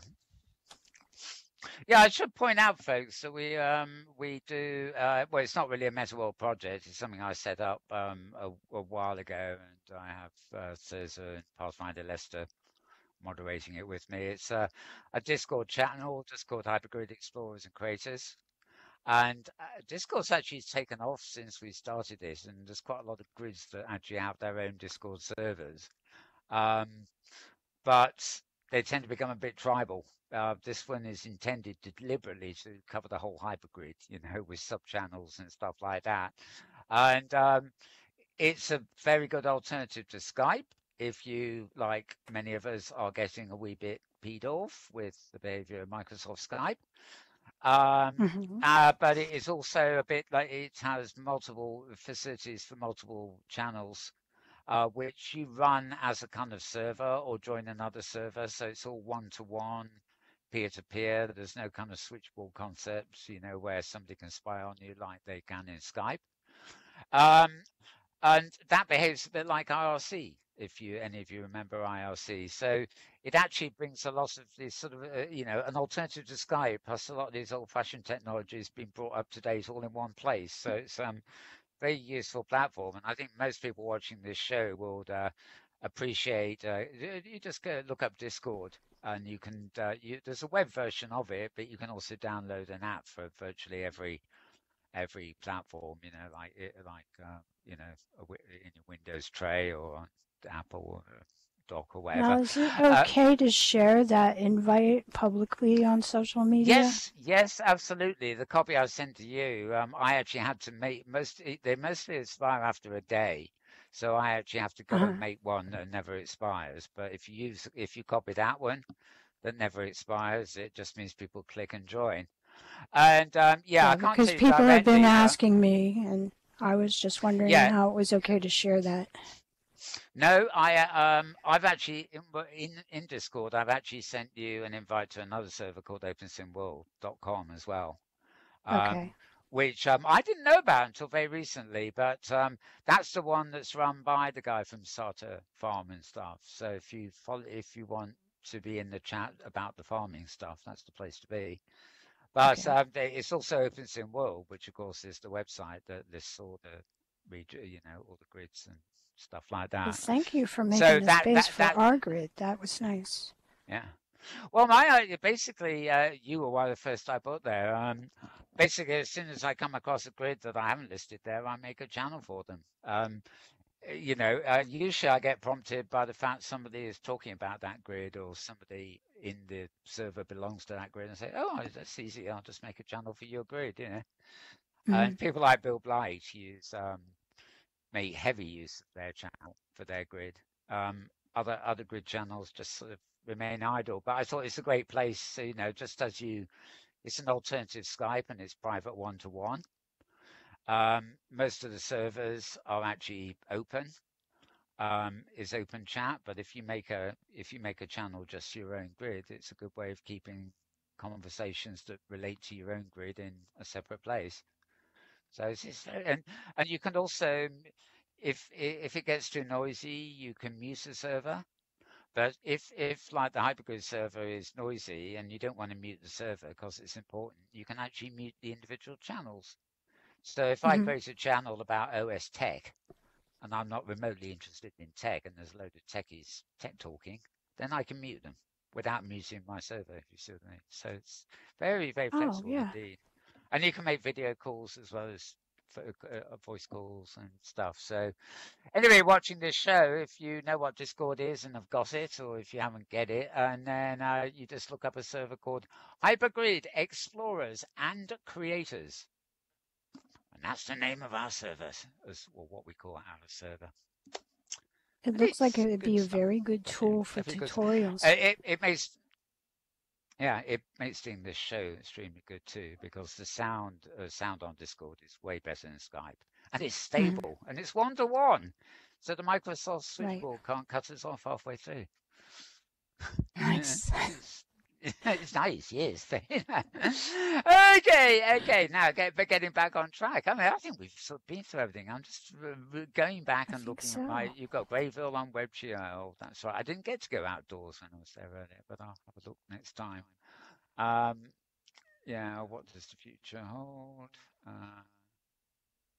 Summer is the time when you've been working. I know summer is the time when I'm not working. Now autumn has come, and I'm being told I must be out to again. Stop enjoying the sun and do stuff. Writer's Colony. Yeah, I think we've covered.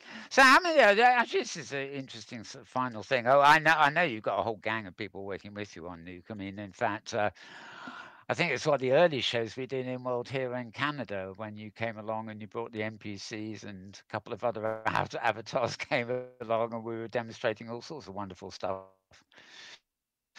So I have phantom audiences lying around here in various places, and they're all called Not Naras. I remember setting them up for you.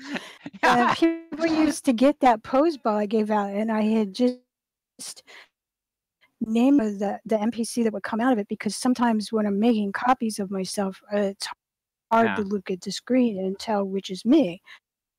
And then I know those over there aren't me. And people never change the name. I just take them and put them all around. So I see Not Naras everywhere. I think it was that first time that it's actually a fault because I think we were in such a hurry to set it up for the show. Nobody did have time to name them individually. And so I was left with a Right. legacy, a And there was all legacy. the issues of hypergrid and getting things, the MPC appearance has to be remade in each new Oh, yeah. grid. It doesn't, you can't just pick up the ball and carry it to your grid and something show up. It'll just be an orange cloud. So you have to remake them all. So yeah, I probably didn't go back and rename the ones I gave you. Yeah, I love it when I was the woman. Oh God, I forget her name. She was on the other week. She works with Art Blue a lot. She couldn't get the costumes she wanted over here through the hypergrid, so she went to one she'd used here before, and it's got a sort of like circular breastplate, not on the breast, just under her breast, actually, in her stomach, right? And it never rezzed, so it looked like, well, originally it never rezzed, rather. So it looked like she had a sort of hole through her stomach. Mm-hmm.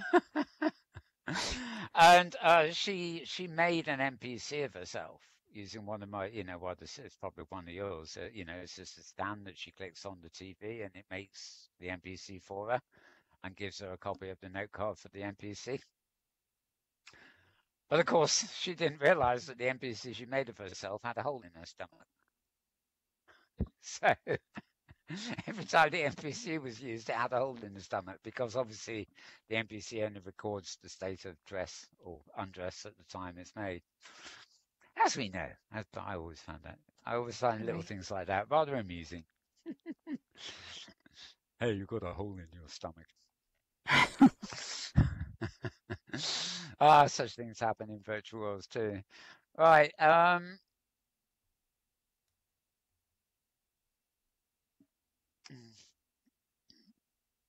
Oh yes, you're just making a few points here on the way it works with regions closing.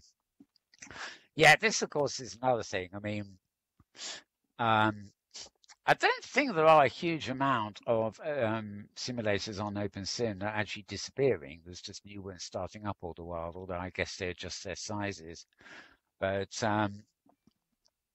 there is always that danger, isn't there, of having assets on even what purports to be a commercial grid, and then suddenly when it goes, as happened with Inworlds, which wasn't even on the hypergrid, you're suddenly left with thousands of the community with no assets, all the inventory, the things they bought or collected over the years or made, and it all goes poof because the grid closes down. And that's the frustrating thing about commercial grids that don't let you keep a copy of things for like IIRs or ORs, that you can have a copy of what you made.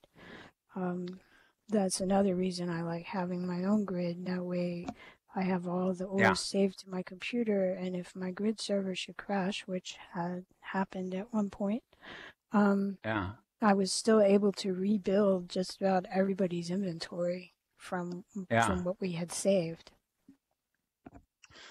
I know it's a very nice feeling here, as I say. I'm being the only one here. I'm based here. This is where the messages come to and stuff. And when I feel like it, I go traveling. But anything I pick up and collect, it all comes back here. And I know that inventory is literally on the other side of the desk.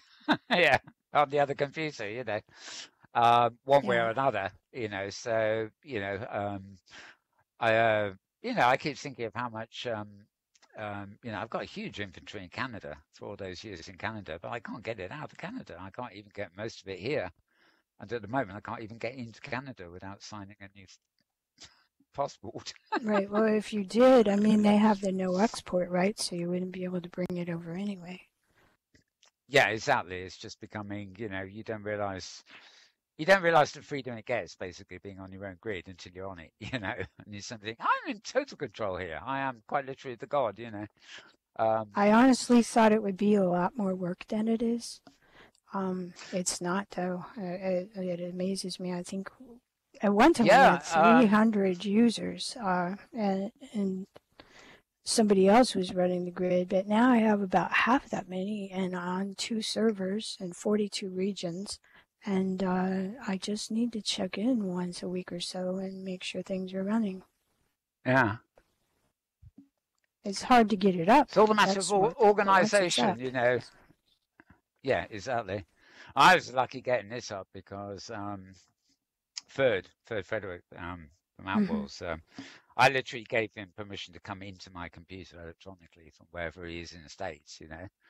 So I gave him a back door into my computer, and he was literally setting it all up for me. And he said, "Oh, I've got another idea, and I don't know, something to do with the host file and everything like that."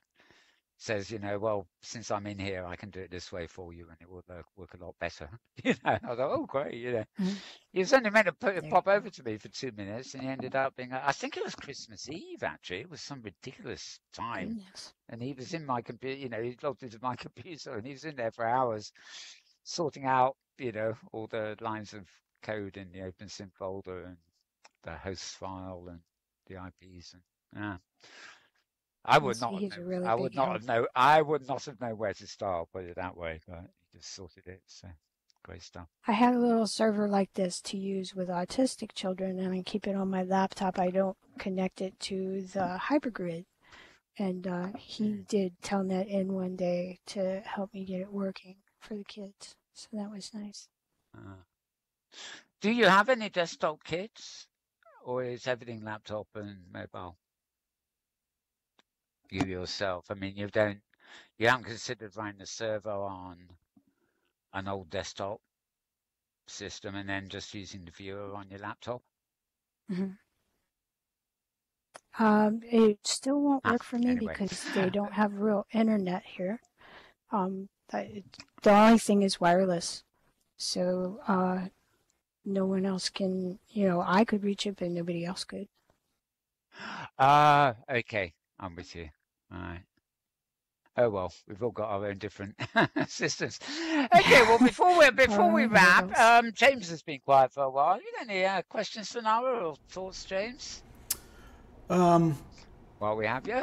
Well, I was looking at the chat, and I wanted to mention that there was an avatar on the YouTube channel, Neothar Cortex. Does that sound familiar? Right. That's Neo. That's right. Neo was working on that project with me. Okay, on right. the web thing, yeah. Right. And Neo chimed in and made some comments about the, that's why Grayville is on WebGL, and so they were just reflecting what you were saying at the beginning of the show. I think a question that I have is that I've been curious for the writers if the virtual experience, does that change the writing at all? I was listening to a broadcast the other day about, there's an author that has a new book called Defying Reality about the story of virtual reality. And at one point in the interview, let's see, this person is David Ewalt, is a book about virtual reality, and mentioned that his experience of a virtual world, he found it was compelling because the experience of looking around and moving and having agency in a virtual space spoke to his lizard brain, if that makes any sense. It worked at an almost subconscious level.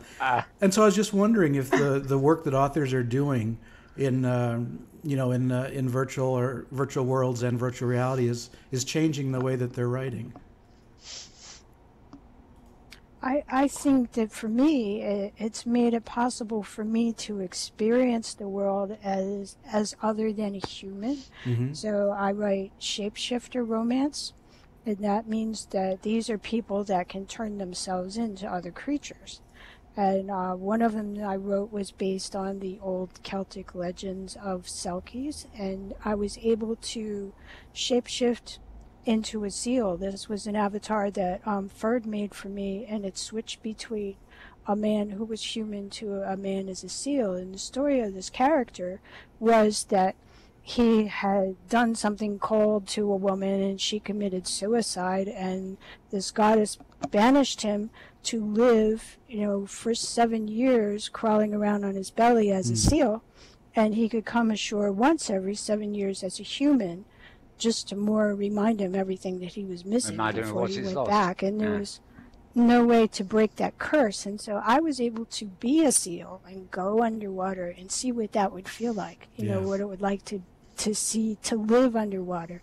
Whereas like when you're on land and you can't walk or swim on land, you just have to crawl around on your belly. And so that made a completely different impression on me than just reading about the old Selkie mythology, to actually live it. Yeah, I think I remember similarly in one of the one of the Nara's Nook tours. I remember being eaten by a snake, and I remembered that really really vividly too. I think anybody would. Yeah, yeah. Yeah, I think that was part of the immersive edge The thing immersive that edge, happened to yeah, me that's too, right. and it was really creepy. Yeah, to me. it really was. It really stuck. Yeah. And that can happen in real life. True. Eek. I think there's a thing about, I'm not I've never written a novel. I've written bits of comics and scripts and things, but never a fully fledged novel, so I'm not really on any kind of authority. But I do think when you're writing conventionally, as it were, you are kind of reliant on memory or just imagination. So if you want to write a scene in a certain setting, right, you either, if it's some concourse in some French city or something that you remember and can visualize, then it's a memory. Or it's something completely fictional that you just cough up out the imagination to suit the story.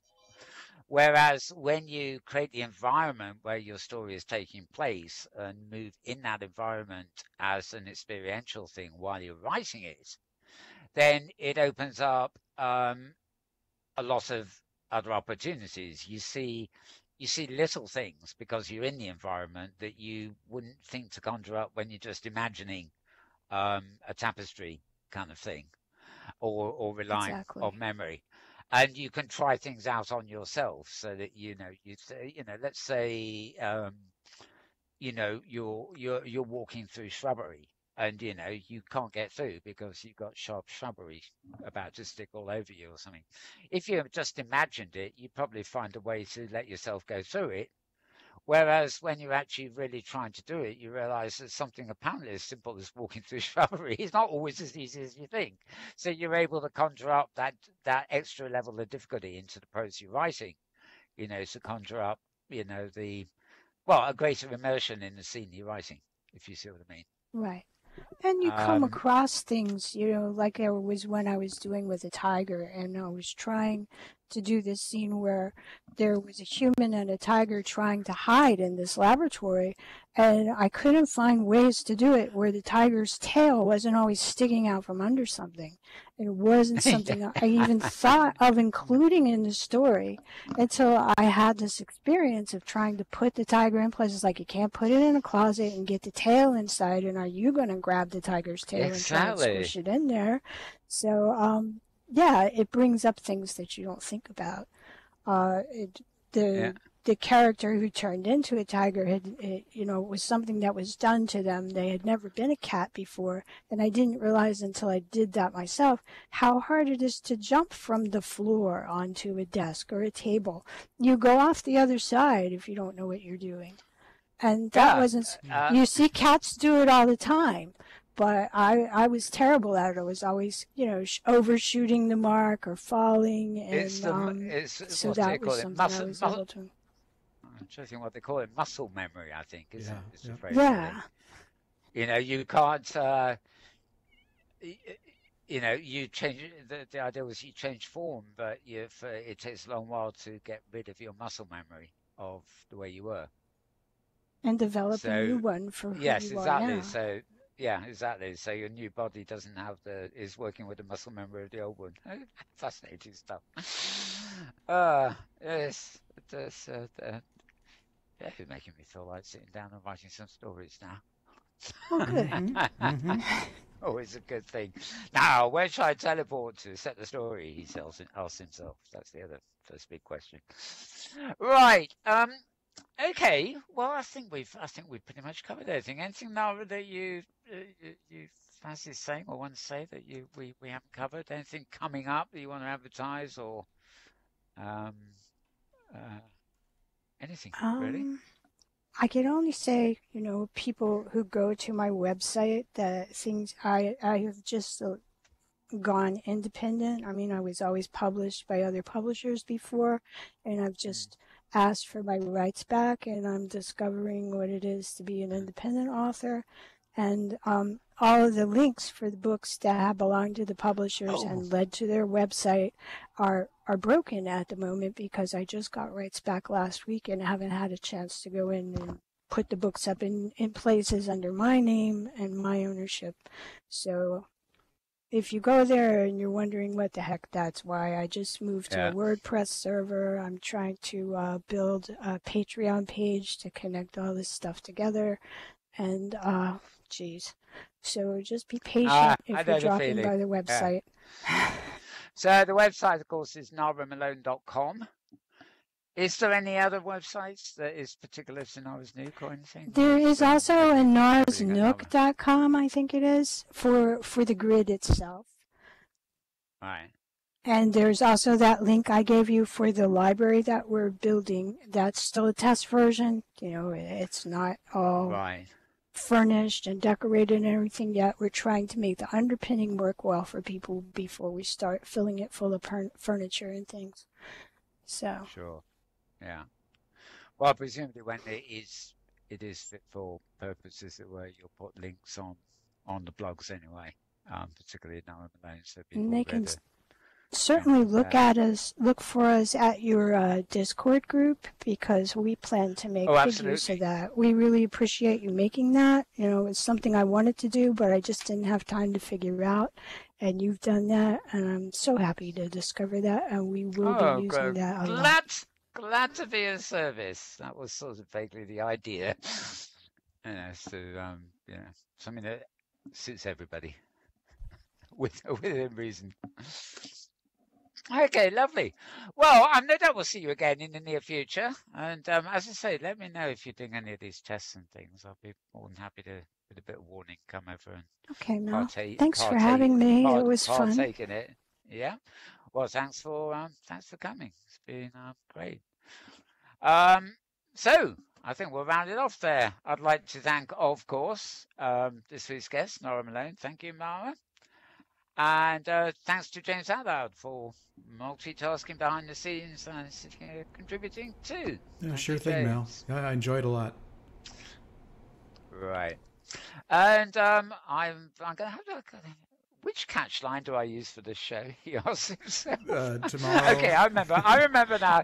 I'd like to wish you all a very good morning, a very good afternoon, a very good evening, or a very good tomorrow, depending on wherever and whenever you are. You think I'd know by now, wouldn't you?